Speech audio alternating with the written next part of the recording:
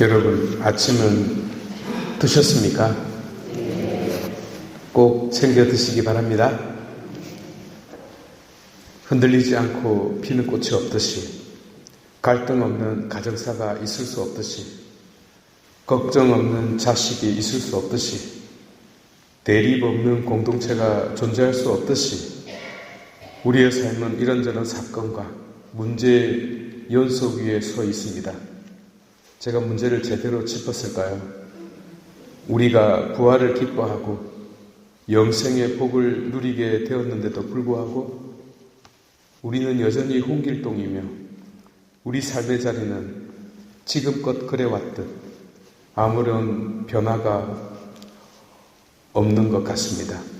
여전히 일해야 하고 자식들은 변함없이 애미의 피를 말리고 오늘을 걱정했던 어제처럼 내일을 걱정해야 합니다. 한마디로 그리스도의 부활과 아무 상관이 없는 듯합니다. 그분의 부활이 아무런 기쁨도 어떤 감흥도 주지 못하고 있지 않습니까? 그러면 그리스도께서 잘못했을까요? 잘못 부활하셨나요? 그분이 어떻게 해주시면 좋겠습니까? 물론 그분이 나에게 로또 1등이 당첨되게 해주시면 좋겠고 연예인 고수를 본당 신부로 만들어서 보내주면 되겠고 남편 아내 갈아치우고 새로 재혼할 수 있게 해주시면 기쁨이 충만한 삶으로 바뀔 것입니다. 아멘. 그런데 이것은 내가 생각하는 방법이죠. 굳이 이 방법으로 우리를 행복하게 해줄 것 같았으면 그것은 당신이 부활하지 않아도 할 수 있습니다. 그러니까 이는 부활 사건과는 거리가 머네요. 부활은 최종적이고 궁극적인 문제를 해결한 사건입니다. 그런데 우리는 머뭇거리고 있지 않습니까? 입이 이만큼 튀어나와서요. 재혼 안 시켜준다고요. 그래서 말씀을 드립니다. 나를 위하여 세팅해 놓은 그 아침 밥상에로 달려가 보자라고요. 우리가 정말 깊게 생각해 봐야 할 내용인데요.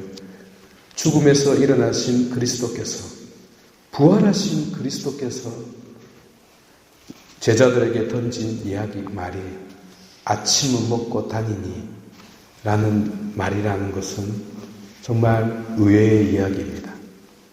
여러분들은 부활을 어떻게 생각하는지 모르겠지만 굶지 말고 먹을 거 제대로 챙겨서 드시기 바랍니다. 베드로와 제자들은 멋지게 배신을 때리고 자기들 목숨을 건졌습니다. 그리고 아무 일 없었다는 듯 고향으로 돌아와 고기를 잡고 있습니다. 예수님께서 처음 그들을 부르셨던 그 장소에서 말이죠. 역시 고기를 잡지 못하고 있습니다. 밤이었거든요. 그러나 밤이었기 때문에 잡지 못했다는 뜻은 아닙니다. 밤은 하느님이 없는 순간, 여기서는 빛이신 그리스도의 부재를 의미하겠습니다. 그분 없이는 우리가 앞을 볼 수 없다는 뜻이겠네요. 제대로 보는 분께서 고기가 많은 곳을 가르쳐줍니다. 그러자 물고기가 엄청 잡혔습니다. 비로소 그들은 어딘가를 볼 수 있게 됩니다. 주님으로부터 사랑을 받았던 제자가 먼저 주님을 알아봅니다.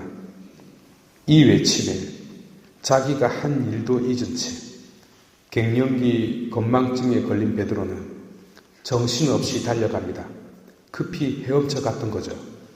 마치 그 어두운 새벽에 막달라 여자 마리아가 머릿결을 흩날리며 달려갔던 것처럼 말입니다. 그리고 베드로는 예상치 못한 은총을 체험합니다. 곧 온 몸으로, 온 존재로 전율을 일으키는 깨달음 하나를 얻게 되는 거죠. 뭘까요? 잠시 장면 하나를 옆에 갖다 놓겠습니다. 에덴 동산의 그림입니다. 베드로는 달려갑니다. 그런데 아담은 숨습니다.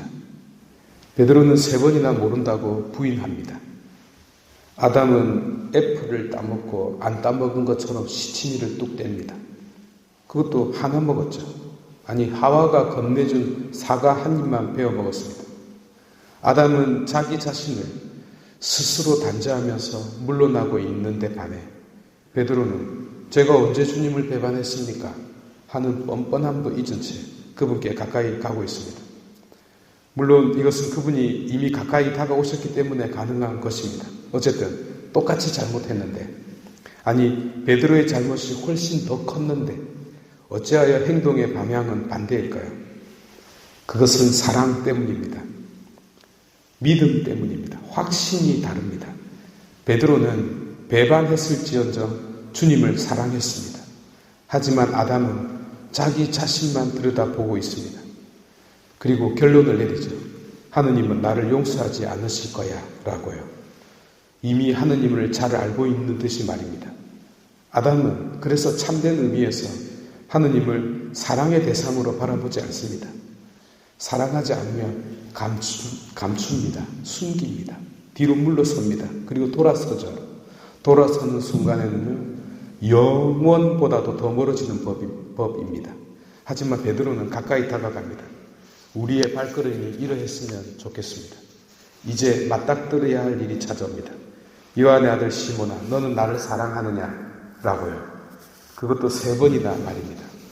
주님께서 물은 의도는 네가 나만을 사랑하라고, 다른 사람 쳐다보지도 말라고, 하루 24시간 내도록 내 생각만 하라고 강요하는 것이 아닐 것입니다. 퍼펙트의 사전적 의미가 달라지지 않았다면 그리스도께서는 베드로에게 당신을 완벽하게 사랑하라고 요구하는 것이 아닐 것입니다. 이는 베드로가 인간의 심장을 가졌는지 따뜻한 피가 흐르는 자인지 정말 가슴을 지닌 한 인간인지를 물어보는 것이었습니다. 정작 갖추어야 할 그 마음의 본질에 대해서 말이죠. 이 또한 당신은 이미 알고 있었습니다. 그러나 시몬 베드로에게 분명히 확인시켜 주고자 했습니다. 너에게 사랑이 있느냐라고요. 완벽한 사랑 말고 피가 흐르는 사랑, 눈물이 흐르는 사랑, 자신의 부족함을 돌아볼 줄 아는 마음을 지닌 자인지를 말입니다. 이 목적이 3번의 질문 속에 녹아 있습니다. 그래서 그분은 3번이나 사랑하느냐라고 물었습니다. 그런데 2번은 아가페 사랑으로 질문합니다. 베드로는 소위 우리 필로스 사랑이라고 하죠. 인간적인 사랑으로 답합니다. 그러니까 예수님께서 마지막은 인간적인 사랑의 의미로 되질문합니다. 그러자 베드로는 한결같이 인간적인 사랑으로 대답합니다. 바로 이것이었습니다. 이 사랑만 있으면 되는 것이었습니다. 왜냐하면 나머지는 당신께서 채워줄 것이기 때문입니다. 베드로의 불안정한 사랑은 그리스도의 완전한 사랑으로 그 열매를 맺어 주실 것이기 때문이었습니다. 여러분, 잘못, 죄, 절망, 그 어떤 단어라도 좋습니다. 미움과 분노가 앞설 때, 특히 자기 자신에 대한 실망과 자신에 대한 자존감이 밑바닥을 칠 때, 그때 하는 말과 행동은 호수에 돌을 던지는 것과 같습니다. 순간 거칠게 파동이 일어나죠. 그러다 시간이 지나면 다시 잔잔해지지만 호수 속의 돌은 영원히 남게 됩니다. 내 안의 아픔과 상처의 흔적은 없어지지 않네요. 내 안에 죄의 흔적은 없어지지 않네요. 베드로의 배신처럼 말입니다. 던져버리고 싶고 잊어버리고 싶고 지워버리고 싶은 내 인생의 그 수많은 팩트는 내 가슴 속에 영원히 남아있습니다. 호수가 그 돌을 안고 살듯이 말이죠. 그런데 여러분 잘 보십시오. 그 돌 사이에 이끼가 끼고 작은 풀들이 자랍니다. 연꽃도 피고 작은 물고기가 쉬어가는 안식처로 변해갑니다. 그래서 결국 그 호수를 더 풍요롭게 만들고 아름답게 가꾸어 줍니다. 이것이 하느님께서 만드시는 방식입니다.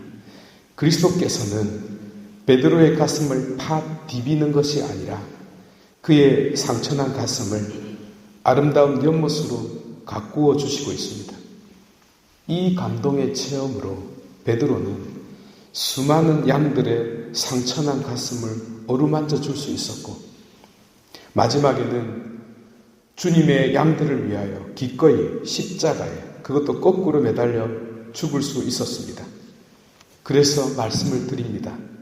아담처럼 물러나지 말고 나에게 가까이 오신 그리스도에게 가까이 가자고 말입니다.